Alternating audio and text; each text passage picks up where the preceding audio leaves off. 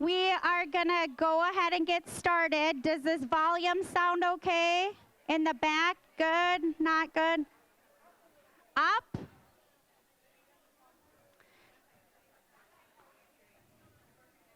Okay, we'll just work on making that get a little bit louder here. Is that better? People in the back, can you hear me? Now it's better? Okay, sounds good. Well, welcome everybody. We are so excited to see all of you here today. Today marks our 13th annual Day at Home event. For people that are brand new and never joined us before, this Day at Home event kind of started way back in the day. Instead of driving down to Minneapolis, or St. Paul to the Capitol, and a whole bunch of us trying to go on a bus down there and have a long day, we switched this event to have the legislators come to us, because then we have a better attendance and it's a little bit more convenient for people. So that's a little bit about how this started and why we're here today. This is an event for us to work on advocacy and kind of tell our stories and ask questions and do our part in the mental health field here. So we are excited to see everybody. With that, in your packets, for those, I know some people have already wrote stories or are wanting to talk today. There is a couple handouts on the right-hand side that just talk about how you are able to walk through more of a guided story for legislators. And then on the back, there's Minnesota voter registration application, along with instructions on how you can go online and find out who would you be voting for, or like a, if you will, a sample ballot for your area and who your legislators are for your district and town that you live in. Evaluation is on the left-hand side that we'll do at the end as well. We do have a change on the handouts. The information is correct, but I know some people at other meetings and stuff, we were having Ian Leonard speak, but we had a change in that, and we have Joyce Marter, who is here with us today, that we're really excited to have here. So she is going to be doing our keynote speech for us today as well. So with that, I know it's not on your agenda, but when Joyce gets done, we will do a 10-minute break. So grab food now, help yourself. They will eventually clear the breakfast buffet. Oh, sorry, I thought you were. Clear the breakfast buffet, so make sure you grab food now at the beginning. And exhibitors are going to be set up a majority of the time until the end of the event here. So you can check out booths after the break too, or during the break as well. So with that, I want to talk a little bit about our keynote speaker. Joyce is a licensed psychotherapist with over 25 years of experience, a global keynote speaker and corporate trainer, and internationally published author. Joyce founded, built, and successfully sold a national mental health practice, was adjunct faculty for the Family Institute of Northwestern University for 15 years, and has served 4 professional counseling board presidencies. She is guys, I cannot speak today. Routinely consulted as a mental health expert in the media, featured in such outlets as the Wall Street Journal, MSN, CNN, Forbes, and MTV. Joyce's book, which she has some up here too, that will be available for purchase, and we're gonna purchase some too to give away with the door prize basket, so there'll be a giveaway too with our door prizes. The Financial Mindset, a mental fitness program for the abundant life, has been published in 4 languages. This book has received 8 book awards. Recognized internationally as a mental health thought leader, please help me welcome Joyce Marter.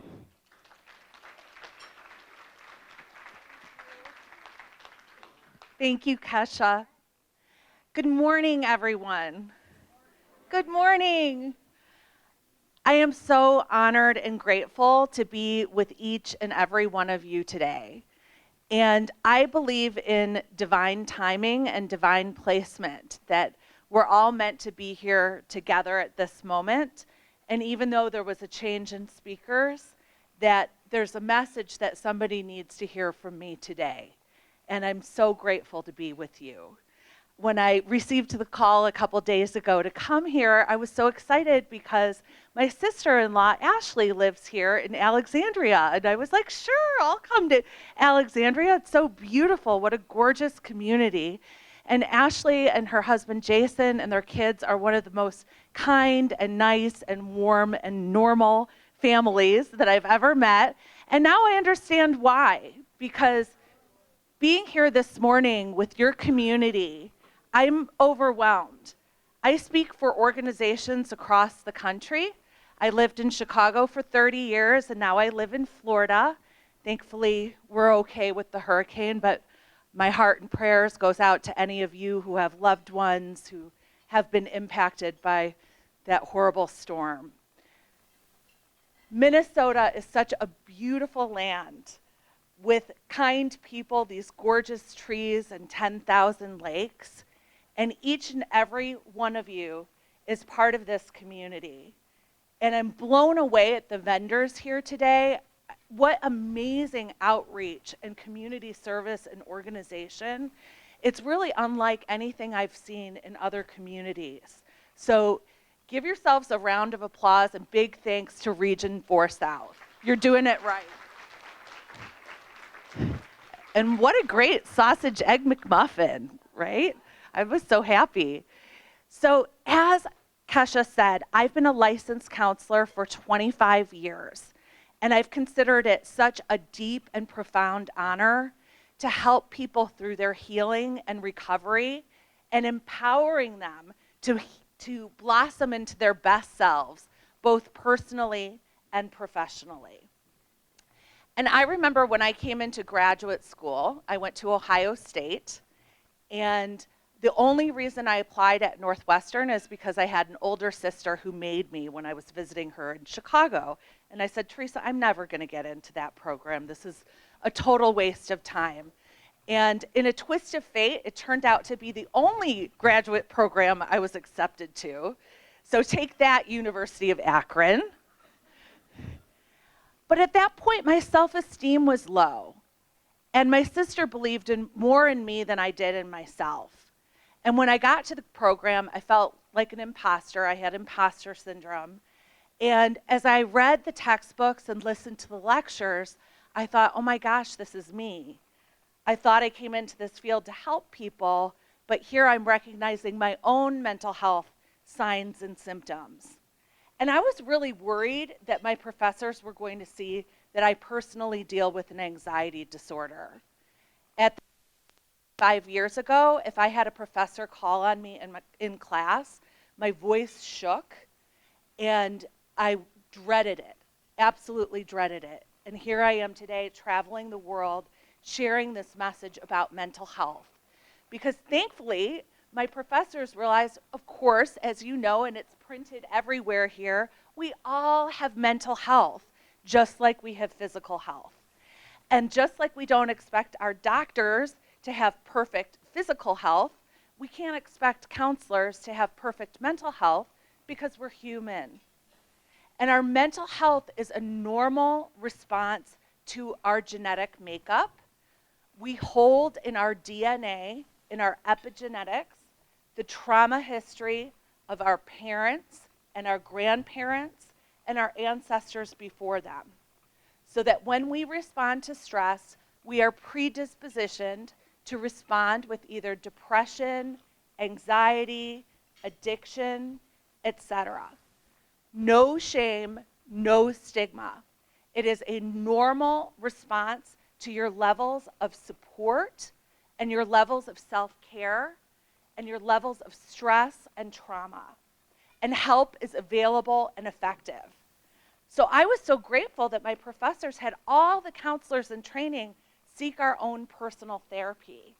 And it was transformational for me. I was able to get to know myself on a much deeper level and understand why I am the way that I am, and to learn self-compassion and self-acceptance and new tools to manage my anxiety so that I could do the work that I feel called to do in the world. I consider it not only my passion, but my life's purpose to remove the shame and stigma around mental health and also financial stress.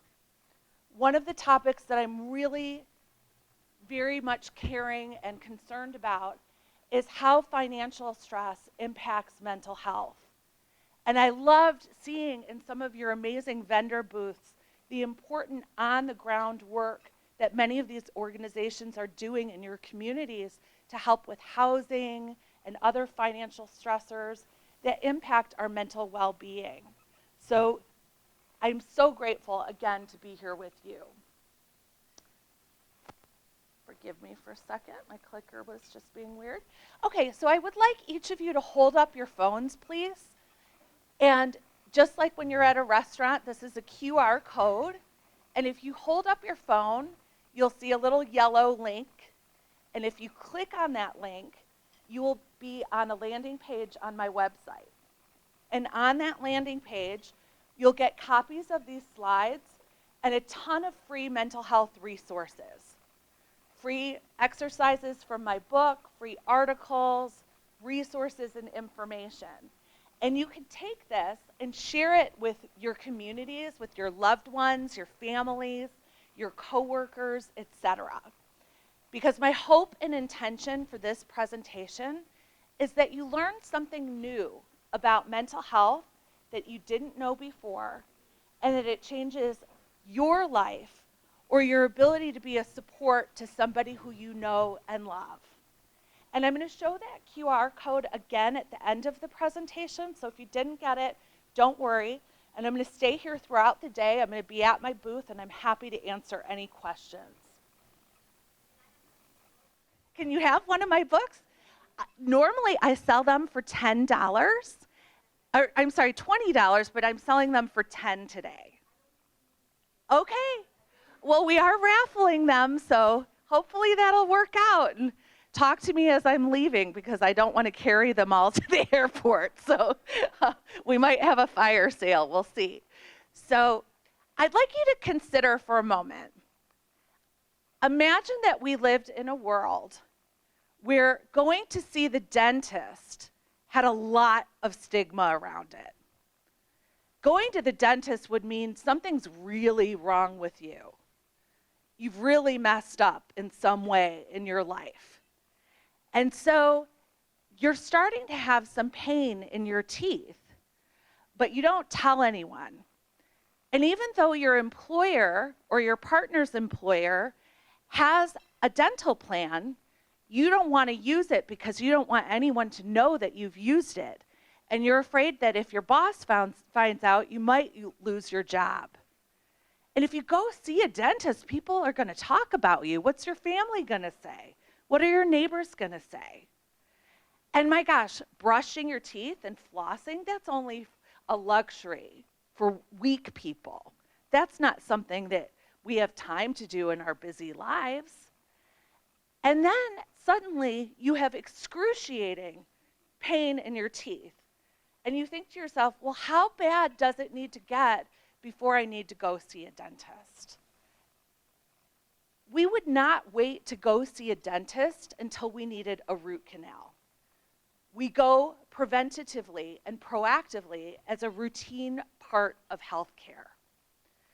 So imagine that instead of you go to the dentist and the dentist says, you need a root canal and we need to do this procedure right now and I need to give you some Novocaine so that you can tolerate the pain. And you say, oh gosh, Novocaine, that has a lot of stigma. Only really sick people take Novocaine, so I'm just going to power through that root canal. Does that make any sense at all? No, it's asinine. It makes no sense at all. Now replace dental care with mental health care. And imagine a world where we all have a mental health provider that we see twice a year for wellness checkups. And when we're having a problem, we can get right in and have an appointment with them. And every day, like we brush our teeth and we floss, we practice some mental fitness exercises, like meditation or self-care, or just resting, or being outside, or connecting with our friends, or just going to bed early, making yourself a good meal. These practices, your hobbies that make you feel balanced and refill your cup. We need to change the way that we think about mental health care. I believe it should be available and accessible and affordable to everyone. And that's why I started my company in Chicago called Urban Balance, and we had over 100 therapists working from 4 states. And I consider it my purpose to advocate for this. So each and every one of you don't have to be a licensed counselor to be a mental health advocate. You're going to take the information that we're discussing today and that you're learning from all of these amazing vendors and speakers, and you're going to share it with others. You're going to start having honest conversations about mental health with your loved ones, your coworkers, etc. I love this infographic about the mental health continuum because a lot of us think about mental health as mental illness. We think about the suffering aspect of it, but we don't think about it being on a continuum between wellness and disease, just like physical health. And just like physical health, if we exercise and we have a personal trainer and we eat nutritiously, we're going to feel a lot better. So when we promote our mental well-being, it doesn't only mean that we're going to move out of being in crisis or struggling or surviving. It means that we're going to blossom. It means that we are going to thrive and excel. And the world needs each and every one of us to shine our light brightly, to do our inner work to heal, to be hope for someone else, to be a support to someone else, and to make a difference in the world. By the way, I speak with organizations across the country, and most people over the past several years, since we've been living through a global collective trauma, have indicated that they fall in struggling or surviving. So I want you to look at that, and I want you to ask yourself, honestly, with no judgment, no denial, where are you today? Many of us even were in crisis, and maybe still are. Some of us may be dealing with serious family issues or health issues, and those stressors, of course, are going to negatively impact our mental health. And we need to have compassion for ourselves and for others and get the help that we need and deserve.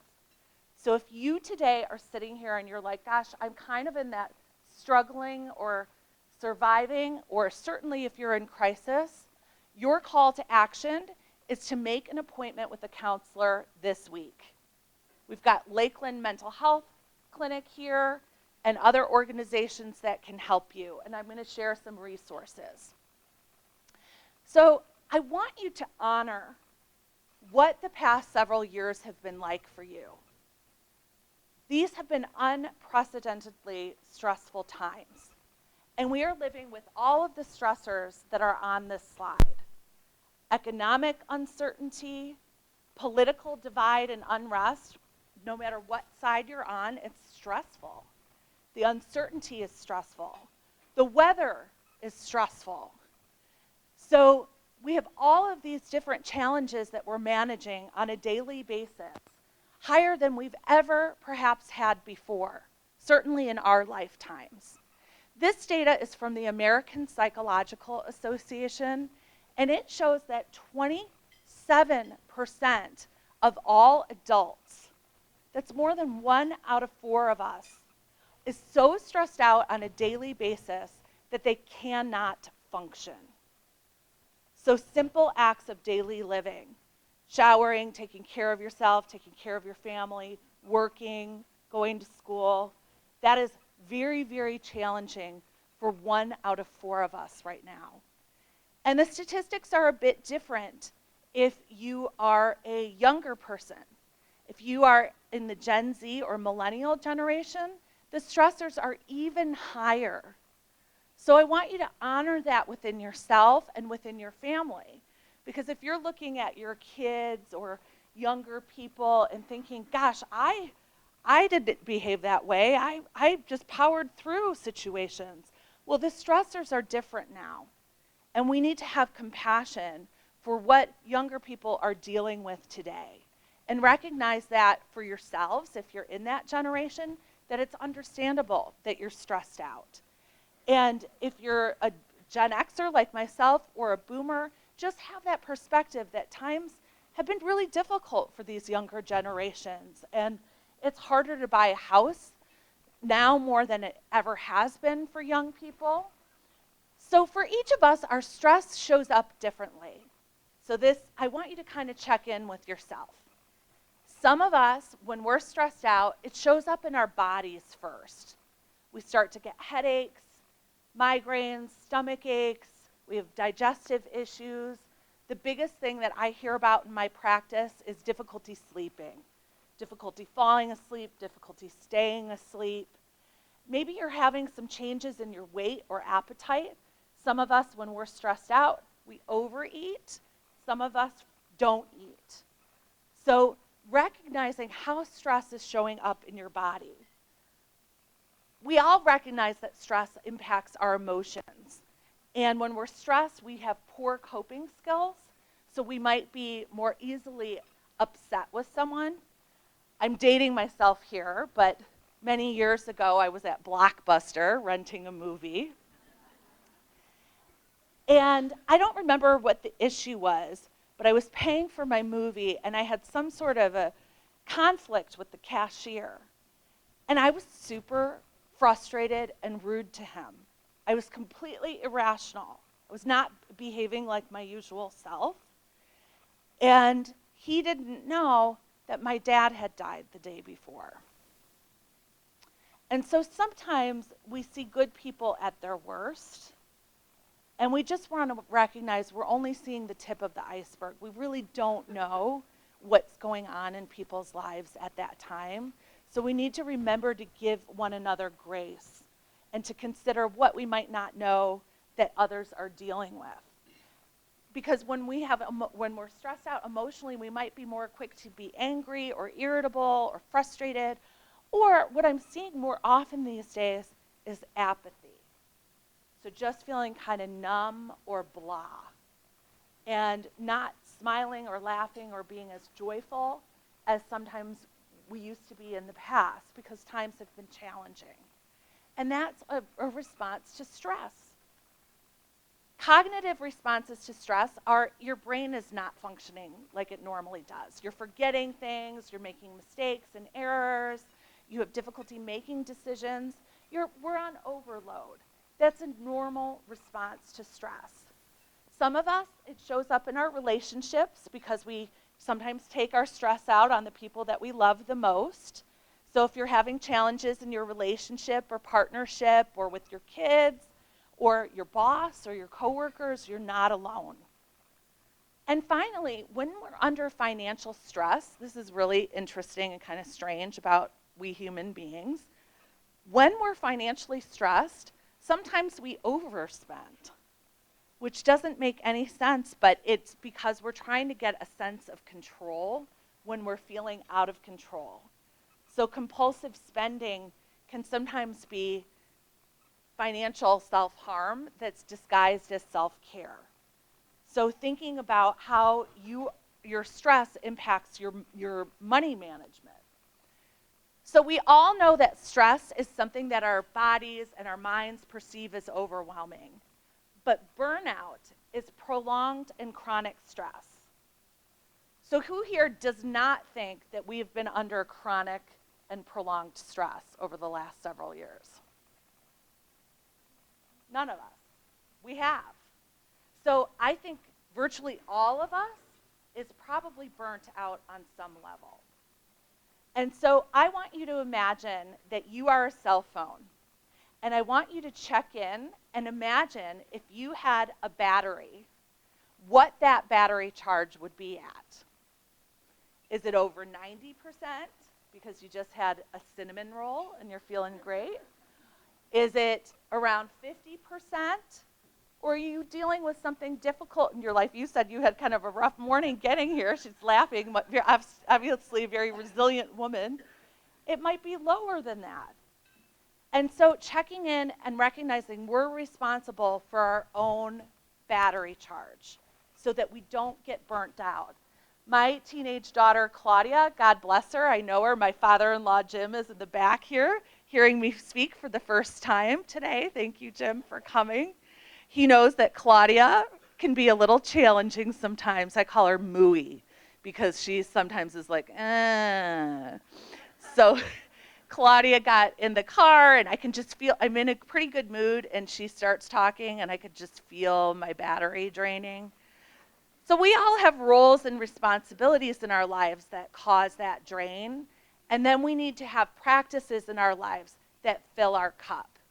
So that is our own personal responsibility. I want you to look at this slide, and I want you to recognize, it may be difficult for you to read, remember you have them on the landing page, but are you dealing with symptoms of burnout?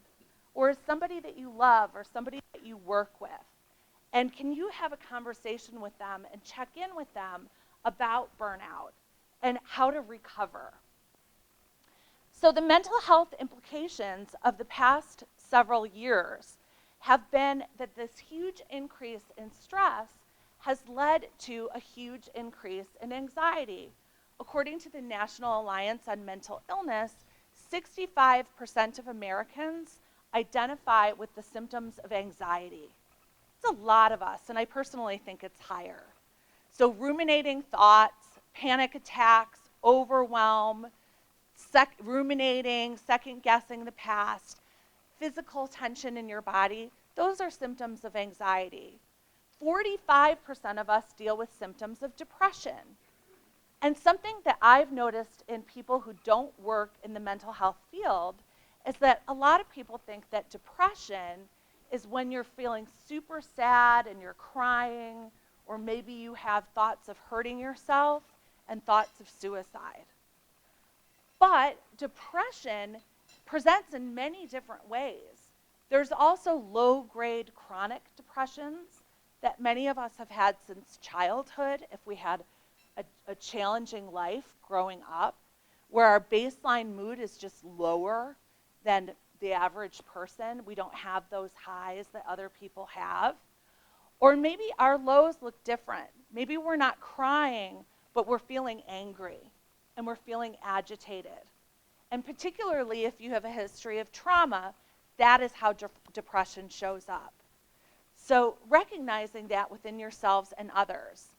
I love seeing all the booths here of all of you light workers helping with substance misuse and addiction, because it is on the rise. And that is one of my soapboxes, is that many mental health counselors are not really properly trained in identifying substance misuse and addiction. And I believe that that's changing now, but they're so interconnected that we need to have both on our radar. As we mentioned, the rates of domestic violence, child abuse, and conflict in relationship are all on the rise. So looking out for your loved ones and asking people how they're doing really. Trauma is something that our minds and bodies cannot process like usual life experiences. And they get locked in our bodies and in our psyches, and we have muscle tension, difficulty sleeping. We might have worse depression or anxiety or flashbacks or nightmares. And when I talk to people across the country, a lot of professionals, highly educated people, think that trauma is only something that war veterans or victims of a natural disaster or a horrible assault experience. But I promise you that each and every one of us, as part of the human condition, has had our own unique traumas. If you were in an accident or had an injury or had a serious health issue, or if you had a breakup or a divorce, those are all traumatic experiences.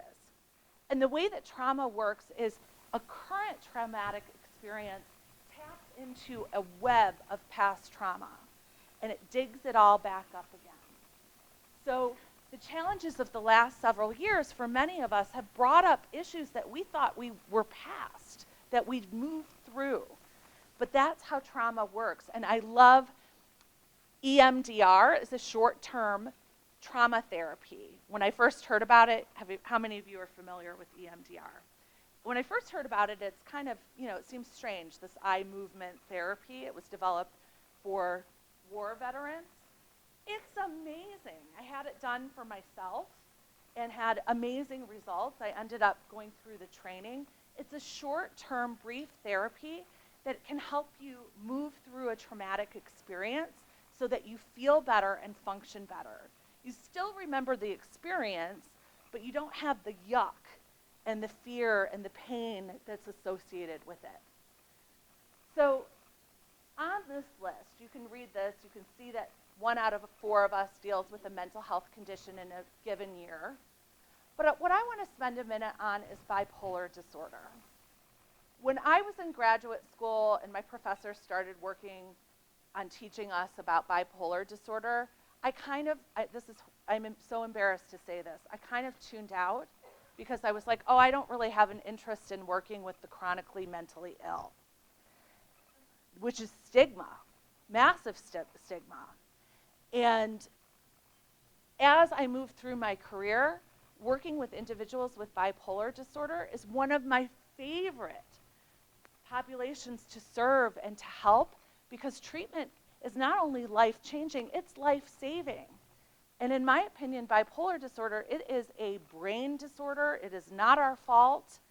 And medication and therapy can help people live a very normal, very successful life. And I've helped so many clients just understand their disorder and manage it. And the people that I've worked with that have had bipolar disorder are accountants and lawyers and successful people when it's managed. So there's also, I think when we talk about bipolar disorder, sometimes people think it's like people who act one way and then they act another way. And they'll say, oh, she's so bipolar. Well, that's not what bipolar disorder is.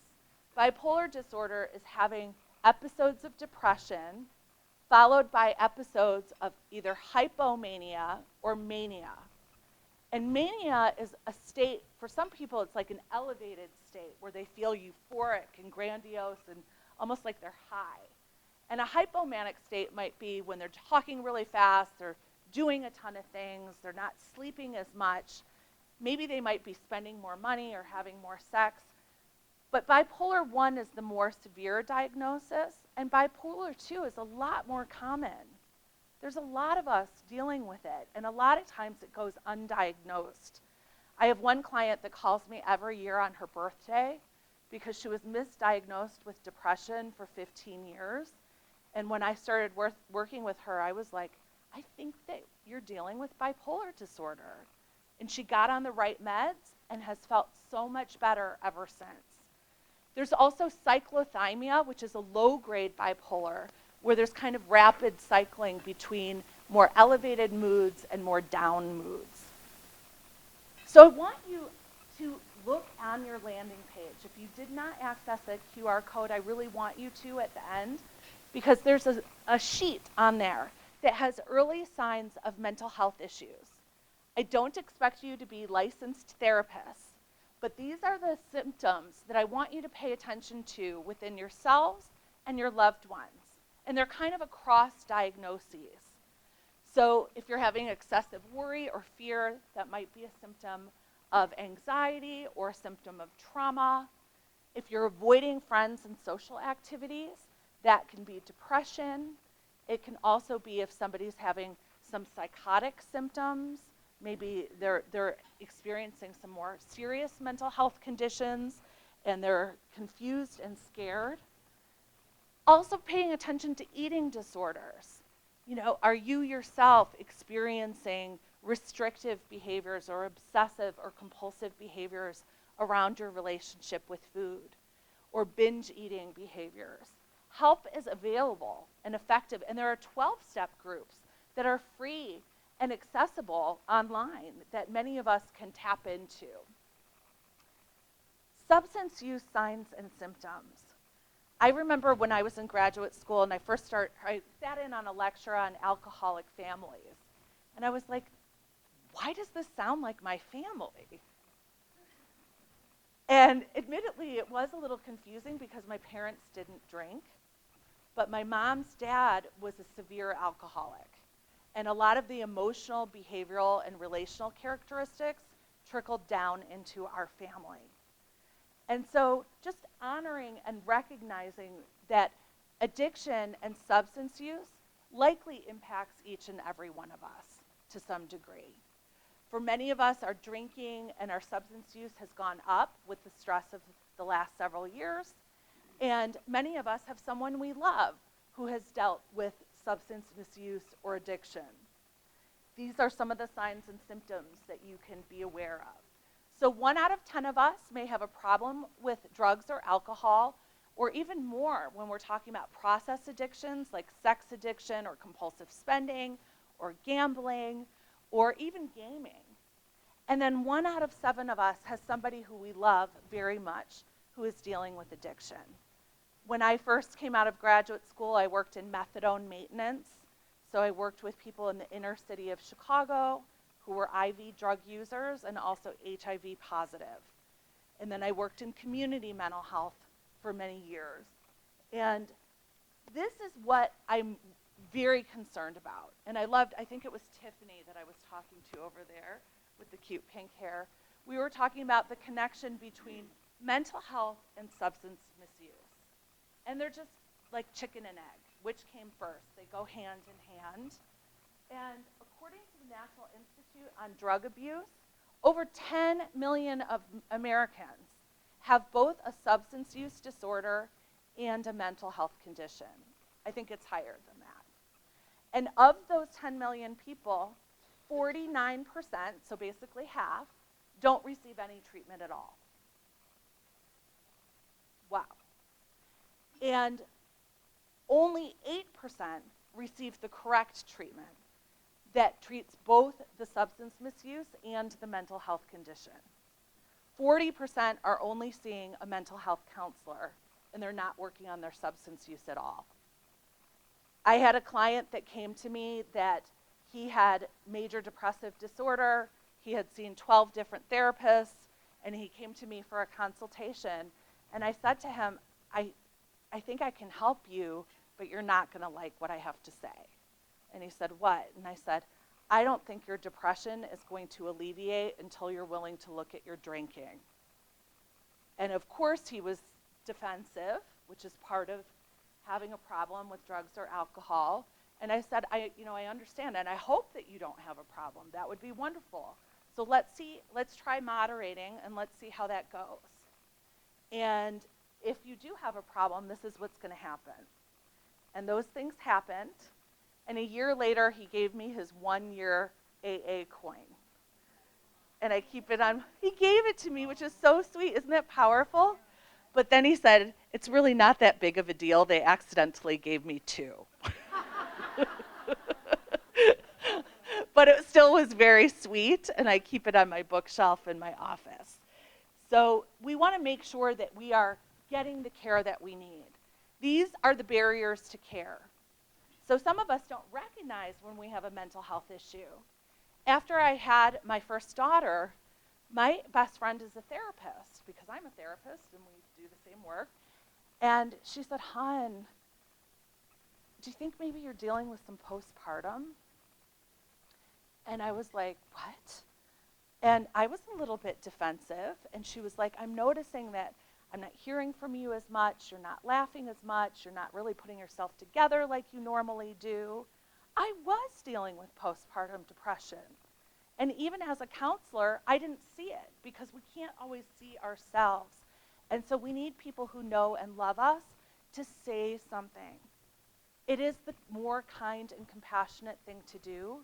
Sometimes we feel like we're being intrusive by asking someone if they're okay, but that is what we need to do to take care of one another and keep us all safe. So stigma is cultural. And I married a North Dakotan whose father is from Minneapolis, And I'm learning more and more about the culture here. And I understand stigma in different regions is different.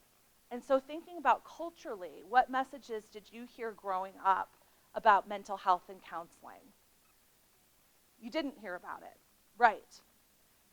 So a lot of us don't talk about it. It isn't a thing. Maybe people don't think it's real.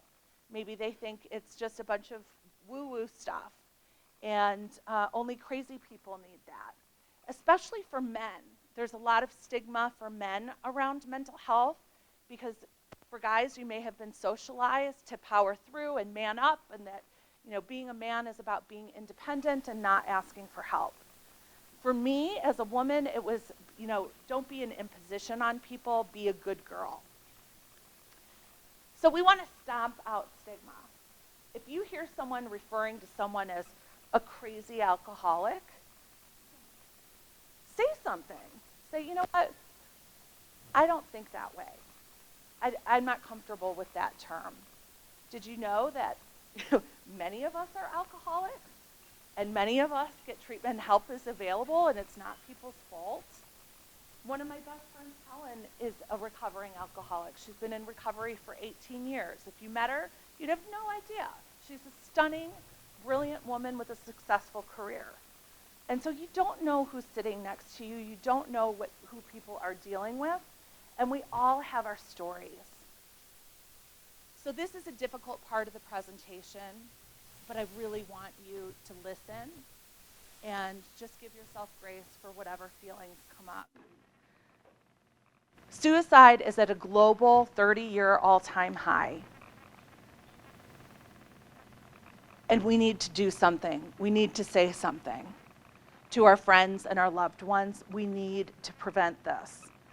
It is so serious. I love seeing the information about the 988 suicide hotline.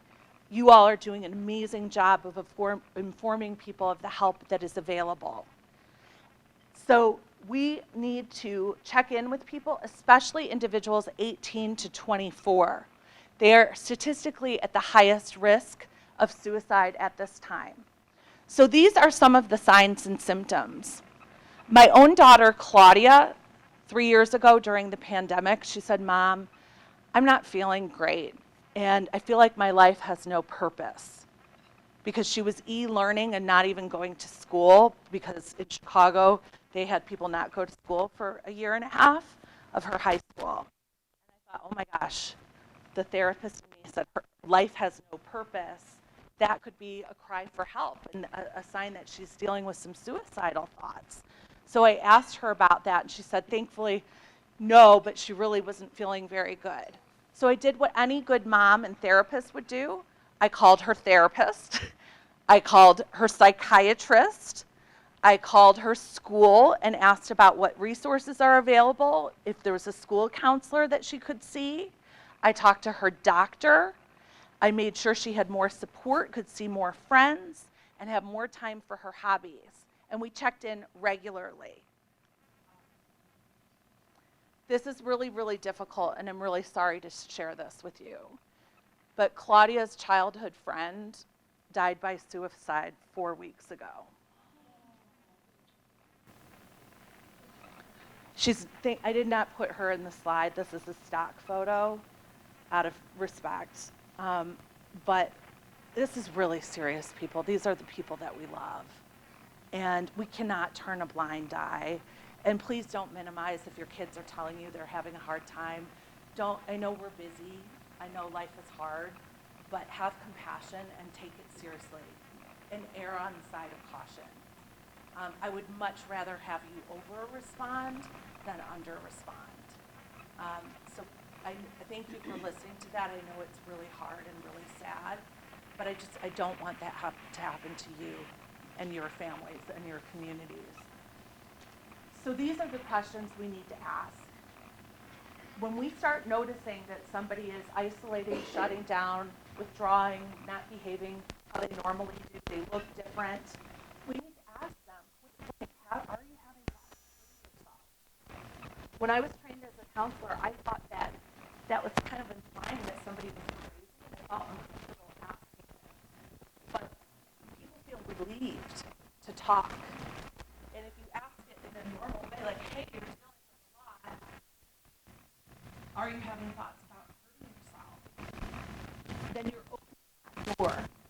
And if somebody knows somebody who died by suicide, or if they've had a prior attempt, or if they have a mental health issue, or they're using drugs or alcohol, they're higher risk. So you want to take that really seriously. And what you can do is you can bring them to the emergency room. You can call 911. You can call 988, which is the free suicide hotline, and get them with a professional immediately. Get them assessed. And as a counselor, I've had to hospitalize people many times, and I just say to people, like, I care way too much about you to let you walk out of my office. And my job is to keep you safe. And so we're going to call your partner, and we're going to have them come over here, and we're going to have them take you over to the hospital. And I've called over, and Lori, the social worker, is going to meet you, and I'm going to help you along the way. And you just have to be that kind of like good parent, that tough person that's going to get people. So I mentioned mental health and financial health. When we have financial stress, it exacerbates depression, anxiety, and financially triggered PTSD. So we want to recognize when people are under financial duress that we really need to check in with them on their mental health. Empathy is the magic wand in relationships. So being a therapist, all those tools and techniques that we learn in school are just the bells and whistles. It's really just looking somebody in the eye, being fully present to them, and having empathy, which is showing that you understand how they might be feeling. And they say that cognitive empathy is when you can just kind of think what they're feeling.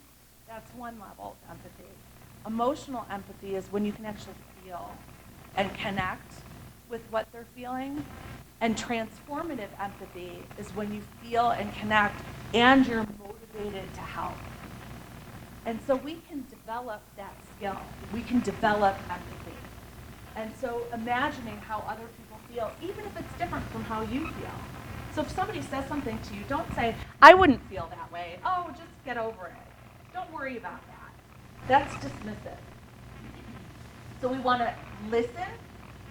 We want to be empathic. We want to speak. I would say, before saying something, ask yourself, is it kind, is it necessary, and is it true? And so to say to someone like, gosh, you don't seem like yourself lately, and I'm worried about you, I love you, and is everything okay?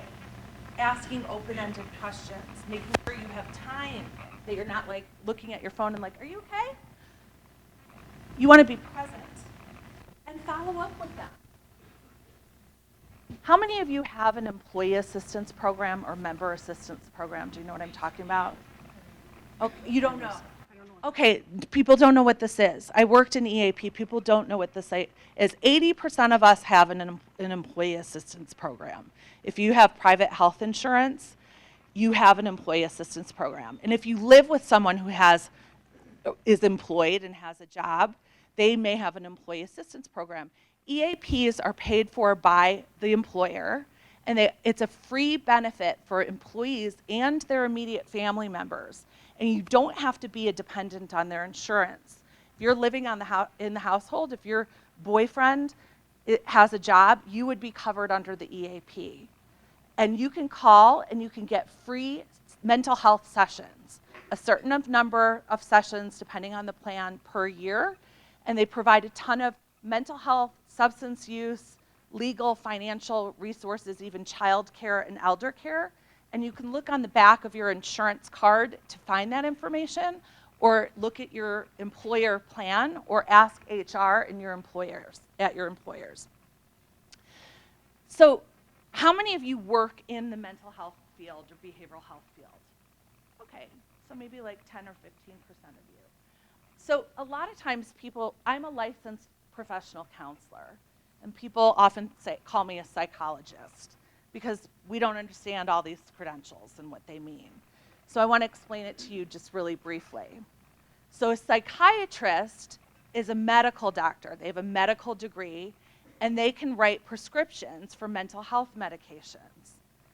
And also psychiatric nurses can write prescriptions for medications.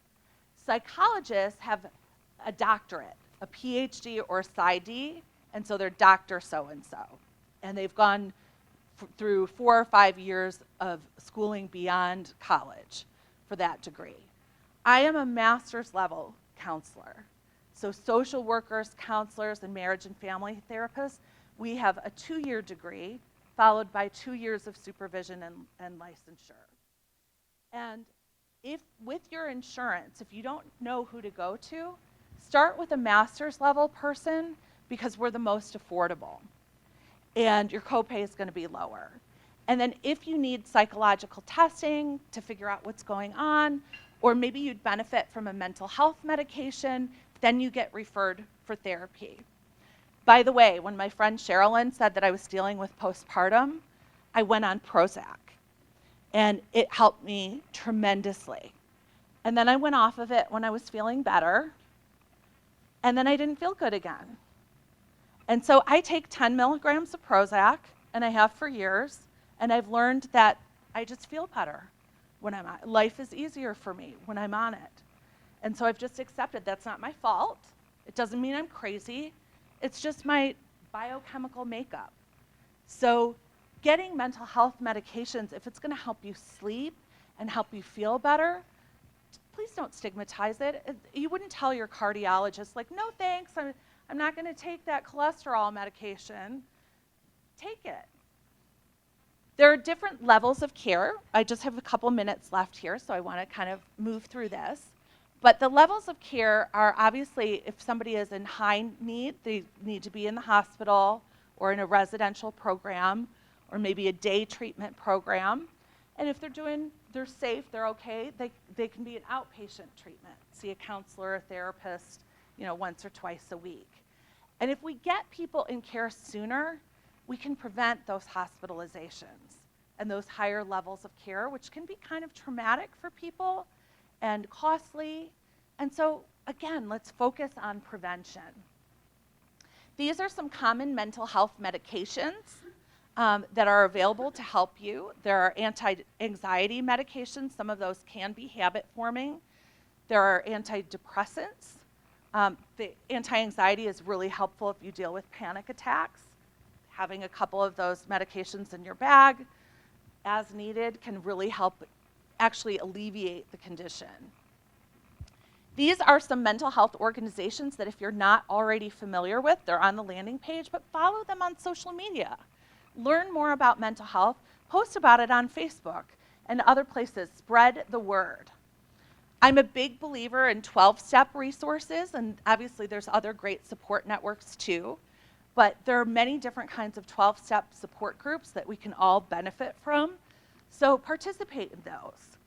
And if you're sitting here and you're like, gosh, am I depressed? Or do I have ADHD? There are free online tests that you can take through Psychology Today and Psych Central. It obviously doesn't replace seeing a counselor or a therapist, but it'll give you a framework like, oh boy, I guess I was right and I need to go talk to somebody. So I'm going to leave you with just some mental fitness tips. So we talked about the mental floss. And so I want you to have some daily practices for your mental health that you do on a regular basis. And the research shows the most important thing is the morning. So I'm going to give you a homework assignment. In the mornings, I want you to change up your routine. Instead of waking up and looking at your phone or your emails or the news or social media, I want you to stay away from your phone for the first 20 minutes and give yourself a moment to breathe, to move, to maybe sit out in nature. My gosh, it is glorious here, these trees. Are you kidding me? Take a morning walk, look at the water, have a cup of coffee, make yourself a nice breakfast, say a prayer, do some yoga, do some meditation or stretching, journal, set your intention for the day. A simple practice like that 10 minutes, 20 minutes each morning will transform your life. Do you think you could do that? 10 minutes? When I was a mom, I had to set my alarm earlier, half hour earlier. I mean, I still am a mom, but my kids are old. So that's my hope and intention for you. So we're at the end of our talk today, and I'd like to hear from you. What are some of your key takeaways from today? What's something that you're going to think about differently or do differently?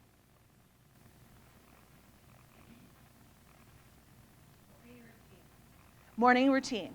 Wonderful. I love it. Yes. I like how you said, is it kind, necessary, and true Isn't that helpful? for our needs?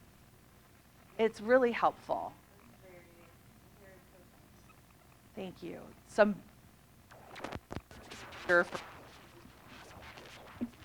say that.